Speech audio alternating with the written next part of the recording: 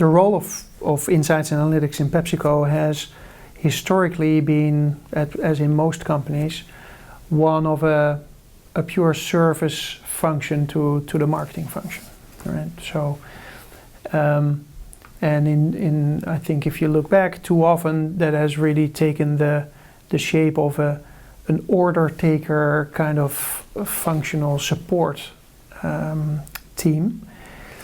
Whereas if you look at what businesses and brands need today, we need a lot more foresight and exploration instead of the typical, let's say, evaluation and testing that happened historically. So the way I like to talk about it is that the role of the insights function has to evolve from an order-taking support function to a forward-looking strategic advantage for the company, and that is what the insights transformation that we're driving in PepsiCo really is about.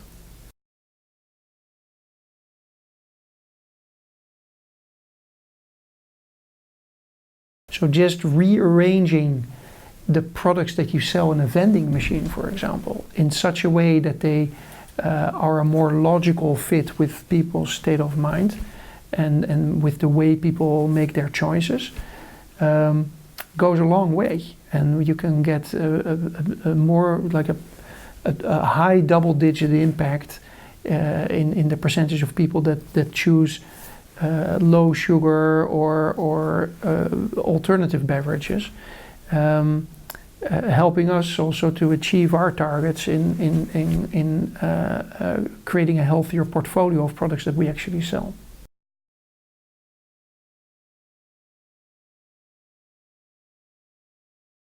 If you look at creative material, right, commercials, advertising, or pieces of content, we all know that it's sometimes very surprising to see what goes viral on say, YouTube, for example, and what doesn't. The two out of three times the things that do go viral and become a huge global hit are the last things I would have expected to go, to become so omnipresent and so successful, and the other way around. So it is hard to predict.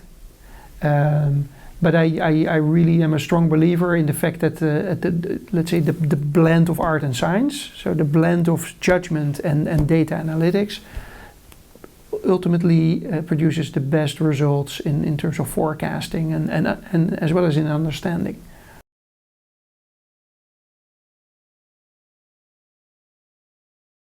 I always like to talk in terms of building the global might for the local fight, right? The competition is often local, the negotiations with channels and retailers and often even media channels are often local.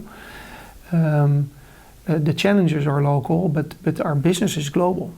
So how can we leverage our scale globally while building that local relevance or leaving room for that? That requires a careful balancing act between those things you can actually leverage globally, which in many cases is a kind of a general brand positioning for a brand like Lay's, for example, while the execution against that brand positioning really needs to be different in, say, Pakistan than in Argentina. So you need capabilities in Argentina and Pakistan, in this example, to really execute against that global positioning in the best possible way. And you need the capabilities in the central brand group to make sure that that global positioning is as universally relevant as possible without it becoming vanilla, right? So it's a very valid and relevant question, and it's something we're constantly readjusting for.